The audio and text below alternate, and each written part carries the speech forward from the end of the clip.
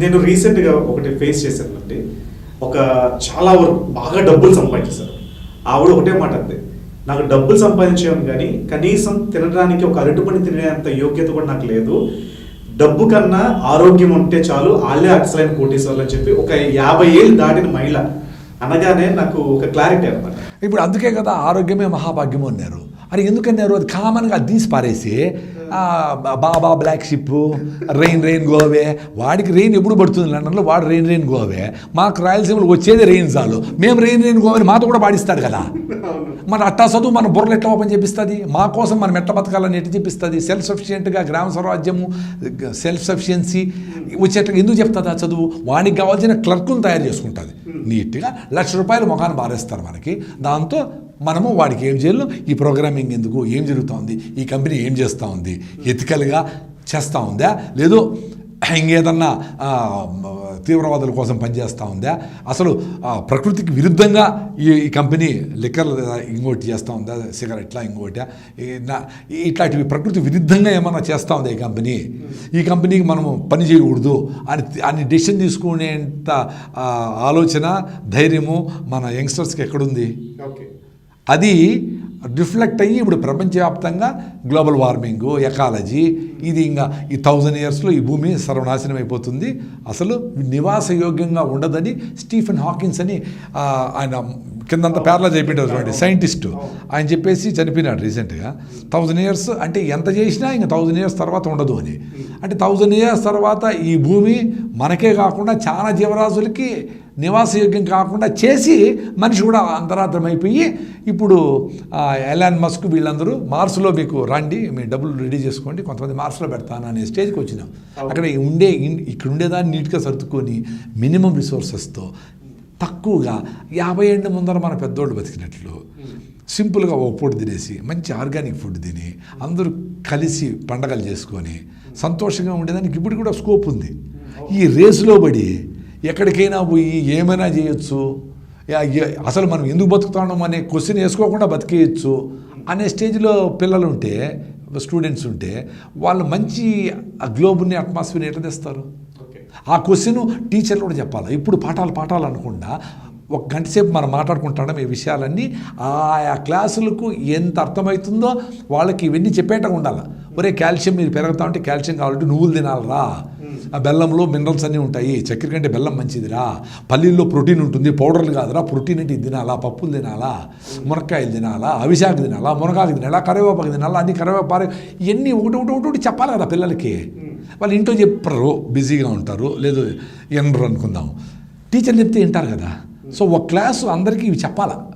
పొద్దున్నే లేస్తాను రాగిజావ తాగమని, పొద్దున్నే కొంచెం వేడి నీళ్ళు తాగమని, స్పోర్ట్స్లో ప్రతి ఒక్కరు స్పీడ్గా ఆడే ఖోఖోనో షటిల్లో ఇట్లా స్పీడ్గా ఆడేటివి. క్రికెట్ కూడా ఆడొచ్చు, కానీ క్రికెట్లో ఎక్సైజ్ ఏముంటుంది, కాసుకోని ఉంటాడు, బాల్ వస్తే వచ్చా లేకపోతే అయిపోయా, గేమ్ కూడా అయిపోయి ఉంటుంది. అట్లా సీరియస్గా ఆడే గేమ్ ఆడ.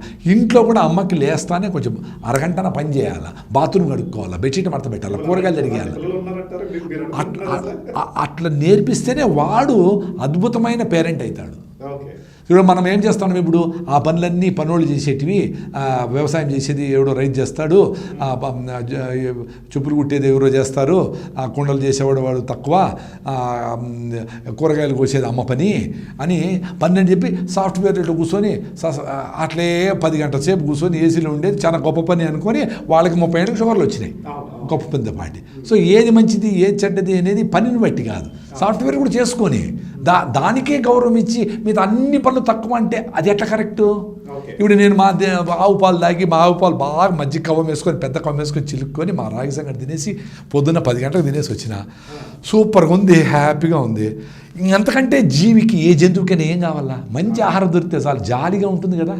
ఆహారం తినడానికి టైం లేదే, 1 గంట తింటా నేను భోజనం, హాయిగా తింటా, ఫుల్గా తింటా. పొద్దున కేబీఆర్ 2 రౌండ్లు పరిగెత్తిన, 11 కిలోమీటర్లు వచ్చింది ఆ యాప్లో, 11 కిలోమీటర్స్. బాగుంది అంటే పరిగెత్తినా కాబట్టి తినేదానికి అర్హత ఉంది, తిన్నాక అలర్ట్గా ఉంది. తిన్న food organic food, high fibre ఉండే ఫుడ్ కాబట్టి గ్లూకోజ్ చిన్నగా వస్తుంది కాబట్టి నా మత్తు లేదు. మధ్యాహ్నం రైస్ తింటాను మత్తు అని పడుకుంటారు కదా, మత్తు లేదే.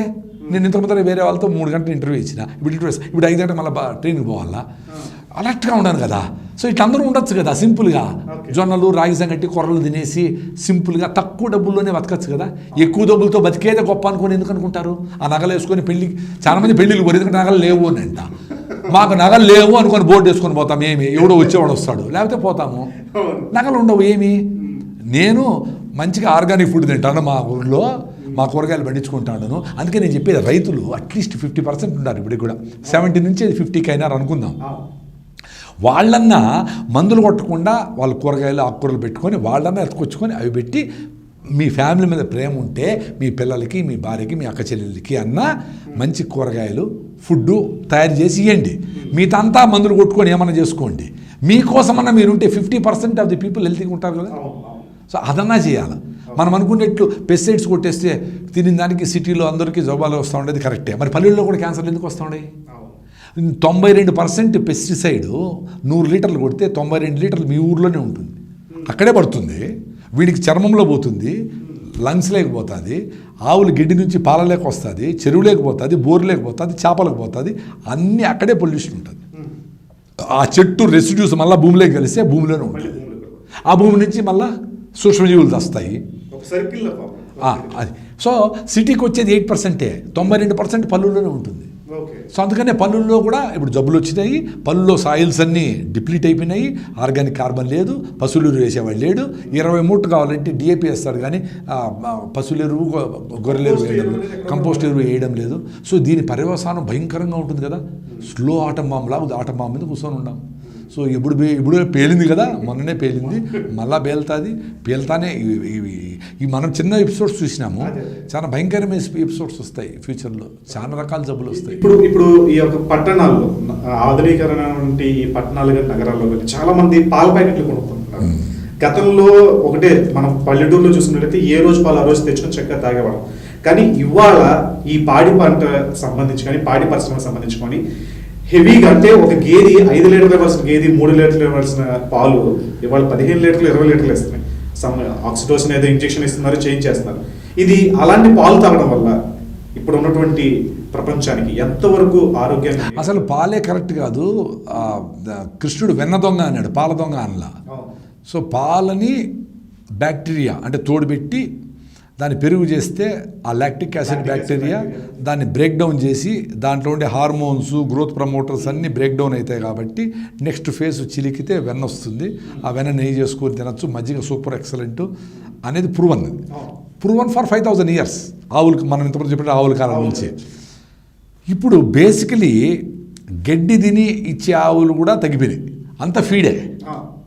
అసలు ఆవు గడ్డి తిని ఆ గడ్డిని వంటలు చేసుకొని ఒక రుమిన్లో పెట్టుకొని దాన్ని బాగా నానబెట్టినాక బయటికి తీసి ఇంకో రుమిన్లో వేసి అప్పుడు బ్యాక్టీరియా రిలీజ్ చేస్తే ఆ బ్యాక్టీరియా ఈ గడ్డిని డైల్యూట్ అయిపోయి మెత్తబడిన గడ్డిని తినేసి బ్యాక్టీరియాలు స్వాలన్ అవుతాయి బాగా. అప్పుడు ఒక యాసిడ్ని పంపించి ఆ బ్యాక్టీరియాని అంతా డైల్యూట్ చేస్తే ప్రోటీన్ వస్తుంది. అందుకని గడ్డి తిని కూడా ఆవు మంచి ప్రోటీను, వేరుశనగ పప్పులు, కందిపప్పులు తినవు కదా. మరి అంత బలంగా 10 లీటర్ల పాలు ఇచ్చి కూడా ఎట్లుండాయి. సో దానికి ఒక అద్భుతమైన వ్యవస్థ ఉంది. సో ఆ ఆవుల్ని గడ్డి పెట్టి మేపేవాడు లేడు, వచ్చే పాలే ఎట్లాడువో తెలియదు. దాన్ని మళ్ళా చిల్ చేసి క్రీమ్ అంతా తీసేసి అవి చెడిపోతాయి. పాలు ఈజ్ ద మోస్ట్ ఈజీలీ చెడిపోయే వస్తువు, ఈజీగా చెడిపోతాయి. సో వాటిని చెడిపోకుండా చేయాలంటే hydrogen peroxide, caustic soda, bacteria develop కాకుండా కలపాల మందులు, వేరే మార్గమే లేదు. కానీ ఇప్పుడు పాలు వచ్చిన తర్వాత కూడా ఆ ఏదైతే పశువులు ఉన్నాయో ఆ పశువులు కూడా ఇంజెక్షన్ చేసి, మీరు గతంలో చూసినట్టయితే మన ఏ పాలు అంటే గేదెలు కానీ లేదా ఆవులు కానీ పాల పొదుగు చూసినప్పుడు మరీ అంత పెద్దగా ఉంటాయో. మీరు రీసెంట్ గా మొదటి ఈతకు వచ్చినటువంటి పశువు పాల పొదుగు చూసినట్లయితే చాలా హెవీగా ఉంది. అంటే హైబ్రిడ్ ఆవుల గురించి మాట్లాడుకున్నా, లేదా ముర్రా జాతి గేదెల గురించి ఈ మధ్యన వాటికి ఎక్కువ డిమాండ్ పెరిగిపోయింది. ఎందుకంటే పాల దిగుబడి ఎక్కువ వస్తుంది, అట్లా చేసుకుంటే కనుక ఇక్కడ ఉన్నటువంటి ప్రజలందరికీ అందించగలుగుతా అన్నారు. ఇది కరెక్ట్ అంటారు అసలు? లేదు, యాక్చువల్గా అది ఆక్సిటోసిన్ వేసేది. ఎందుకంటే ఆక్సిటోసిన్ అనేది ఒక బ్యూటిఫుల్ హార్మోన్. అంటే ఆ దూడ వచ్చి తాగాల అనుకునేటప్పుడు గుద్దుతానే అది యూరిన్ పోసి ఆక్సిటోసిన్ రిలీజ్ చేస్తే పాలు వస్తాయి. అట్లే మీరైనా చిన్నపిల్లలు చూస్తానే ఆ లవ్ వస్తే మీకు ఆక్సిటోసిన్ వస్తుంది. లాంగ్ యాక్టింగ్ హ్యాపీ హార్మోన్ అది. సో ఆక్సిటోసిన్ ఫిజికల్గా తయారు చేసి ఇస్తే ఉండే పాలు వస్తాయి, ఎక్స్ట్రా పాలు ఏం రావు, ఎక్స్ట్రా ఏం జరగదు. మీరు చెప్పినట్టు అంత పెద్ద పొదుగు అంత లీటర్లు వచ్చేదానికి బ్రీడింగ్ కారణం. అంటే ఎక్కువ పాలు రావాలా అని దానిని సెలెక్టివ్ బ్రీడింగ్ చేస్తారు. అంటే 10 ఆవుల్లో ఏది పాలు ఎక్కువ ఇస్తుంది, దాని బిడ్డలు ఏది పాలు ఎక్కువ ఇస్తుంది, ఎత్తిపెట్టి దాన్ని బ్రీడింగ్ ప్రాసెస్ అంటాం. మొక్కల్లో అయినా ఆవుల్లో అయినా అదే. ఈ ప్రాసెస్లో ఈ ఎక్కువ పాలు ఇచ్చేదానికి ఏదో ఊగుతా ఉంది, రొమ్ముల్లో ఏదో ప్రాబ్లం వచ్చింది, గిట్టలు ఏదో సొట్ట తిరిగినాయి, దానికి లివర్కి ఏదో డిసీజ్ వస్తూ ఉంది, దాని పాలల్లో న్యూట్రియంట్స్ వాల్యూ తగ్గిపోయినది, దాని పాలల్లో యాంటీ ఆక్సిడెంట్స్ తగ్గిపోయినాయి, ఇట్లాంటివన్నీ సమస్యలు వస్తాయి. అవి చూడరు. ఎక్కువ పాలు ఏదో ఒకటి ఇచ్చే చాలని బ్రీడ్ చేస్తారు. అది సైంటిఫిక్ లెవెల్లో జరిగే డ్యామేజ్. గతంలో మనం ముందు టమాటాలు ఇంతే ఉండేటివి, అవి బాగా మెత్తగా ఉండేటివి, ట్రాన్స్పోర్ట్ పనికిరావు. మీ ఊర్లో కాయలు పక్క ఊరికి మ్యాక్సిమం అంతవరకే. దాన్ని వేసి టొమాటో సాంబారు రసం చేస్తే అబ్బా ఆ కలరు ఫ్లేవర్ అట్లే వచ్చేసి సూపర్గా ఉండేటివి. ఇప్పుడు హార్డ్ అయిపోయింటుంది, ఇంత గట్టిగా ఢిల్లీ కూడా పోతుందని. మా టమాటా 6 నెలలైనా ఏం కాదంటే ఏదో ఒకటి కావాలి కదా పొట్టలోకి పోయి గట్టిగా రాయిలాగా బ్రీడ్ చేసినారు. Why our tomato taste like a cardboard అని ఒక ఆర్టికల్ రాసినారు. దాన్ని కూడా జీన్ ఒకటి తీసేసినారు, సో దట్ అది హార్డ్ అయిపోతుంది.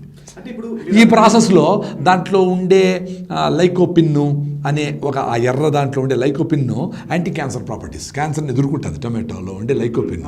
సో లైకోపిన్ తగ్గిపోయింది, దాంట్లో న్యూట్రిషన్ తగ్గిపోయింది. ఇప్పుడు యాక్చువల్గా పెద్ద రీసెర్చ్ కూడా దీనికి బయట కూడా వచ్చింది. మన ఫుడ్లో 35% న్యూట్రిషన్ లేదంట. అంటే ముందు ఇన్ని తింటే ఇంత ఐరన్ ఇంత అది 35% తగ్గిపోయిందంట. అందుకే మనమేమో ఇడ్లీలు 4 తింటానే ఉంటాము, అయినా వీక్గా ఉండము, బ్లడ్ తగ్గిపోయింది, హిమోగ్లోబిన్ పడిపోయింది, కళ్ళు తిరుగుతూ ఉంటాయి, బొచ్చు ఊడిపోతూ ఉంది, ఏమేమో అయిపోతానే ఉన్నామంటే న్యూట్రిషన్ లేదే. ఆ న్యూట్రిషన్ ఉండే న్యూట్రిషన్ కూడా కెమికల్స్ వేసి పిండిచ్చిన న్యూట్రిషన్. సో ఆవు గడ్డి తిని ఇచ్చే పాలు శ్రేష్టము. అది కూడా బ్రీడింగ్ లేకుండా దేశీ ఆవులు, గోపురము గంగడోలు ఉండే ఆవులు 5,000 ఏళ్ళ నుంచి ఉన్నాయి. వాటిని ఏదో పెద్ద మీరు ప్రొటెక్ట్ చేస్తాడు మరి. నువ్వు బతకాలంటే అవి ఉండాలా, నువ్వు బతకాలంటే పిచ్చుకలు ఉండాలా, నువ్వు బతకాలంటే కాకులు ఉండాలా, నెమళ్ళు ఉండాలా, పాములు ఉండాలా, కప్పలు ఉండాలా, అన్నీ ఉండాలా. వాటితో కలిసి మనం వాటితో కలిసి సహజీవనం చేస్తాము. ఇప్పుడు ఎందుకైంది టమాటాలకి రకరకాల జబ్బులు? అసలు మేము మామిడి చెట్లకి ఎందుకు మంది కొడతా ఉన్నాము? వేరుశెనక్కాయలకు మందులు ఎందుకు కొట్టాల్సిన అవసరం వస్తుంది? ఎందుకంటే మనం ఆటం బాంబు వేసినామనుకో, అది మంచోళ్ళని సపరేట్ చేసి చెడ్డోళ్ళందరినీ చంపేయమ్మా అని జరగదు కదా. అది సినిమాలో రామారావు గారు బాణం వేస్తే అది కౌరవుల మీదకే పోయి అందరినీ వాళ్ళనే మత్తులు పెట్టేసి అట్లేం జరగదు. అందరూ పోతారు. సో నువ్వు మందు కొడతాడు అన్నీ పోయినాయి. నీకు మంచి చేసే సాలెపురుగులు, తూనీగలు, తేనెటీగలు అన్నీ పోయినాయి. పక్షులు గిచ్చులు అవి తిని అవి పోయినాయి. అవి తిని ఆ ఫుడ్ తిని మనము పోతూ ఉంటాము. కిడ్నీ జబ్బులు వచ్చాయి, స్టోన్లు వచ్చాయి, గాల్ బ్లాడర్ 100 రకాల జబ్బులు వచ్చినాయి ఒకదానికి. 100% ఎవరున్నారు 50 ఏళ్ళకి మందులు వేసుకోకుండా కేబీఆర్ పర్ఫిల్టర్ పరిగెత్తాము, మంచి ఫుడ్ తినాలా, ఈ ఇడ్లీలు దోశలు రకరకాలు. నేను ఇడ్లీ, ఈరోజు దోశ, రేపు పూరి, రేపు మొన్నాడు ఏమి, ఇదే పనే. ఆవు రోజు గడ్డే తింటుంది కదా, బాగుంది కదా. కోడి రోజు దాని మీద తింటుంది కదా. పావురము అన్ని జొన్నలు సద్దలు తినేసి ఇక్కడ నుంచి జడ్చర్లకు పోయి ఎదుర్కొని వస్తుంది కదా టికెట్ లేకుండా. మనం ఇన్ని రకాలు పక్షులు తింటిమి, చేపలు తింటిమి, సముద్ర జంతువులు తింటిమి, అన్ని ఫ్రూట్స్ తింటిమి, అన్ని వెజిటబుల్స్ తింటే ఇంకా మనం వీక్గానే ఉన్నాం. పైకి లేలేము, మెట్లు ఎక్కలేము, లిఫ్ట్ రావాలా. అంటే మనం ఒక్కరు లేకపోతే అన్ని సమస్త జంతువులు జీవులు హాయిగా ఉంటాయి. అయితే ఇప్పుడు ఇంకొకటి అండి, ప్రధానంగా కరోనా. ఇప్పుడు చాలా వరకు మనం చూసినట్లయితే 2 సంవత్సరాల నుంచి కూడా కరోనాతోనే చాలా మంది ఇబ్బంది పడుతున్నారు. ఈ కరోనాకి ప్రకృతికి ఏంటి సంబంధం? అన్నిటికీ ఉండే సంబంధమే. ఇమ్యూనిటీ రావాలా, బాడీలో సైనికులు రెడీగా ఉండాలా. చిన్నపిల్లలకి ఎక్కువసార్లు జలుబు దగ్గు వస్తుంది. ఎందుకు? వాళ్ళు ఎక్స్పోజ్ అయి ఉండరు. అమ్మ దగ్గర స్టెరైల్గా పొట్టలో ఉంటారు. బయట వస్తానే వాళ్ళకి అట్లా తుమ్మినప్పుడు అమ్మకు ఉండే జలుబో పక్కన ఉండే వాళ్ళతో ఏదో వస్తుంది. దాన్ని ఫైటింగ్ చేసి ఒకరోజు జ్వరం వస్తుంది. అప్పుడు ఒకరోజు జ్వరం వస్తే ఒకరోజు వెయిట్ చేయాలి చిన్నపిల్లలకైనా. మరీ జ్వరం వస్తే ఆ బట్టని ఎట్లా మంచినీళ్ళలో రుద్ది అట్లా తుడిసి సంకల్లో గింకల్లో తుడిస్తే, పొట్ట తుడిస్తే 2 డిగ్రీలు తగ్గుతుంది. బాడీ ఫైట్ చేస్తుంది.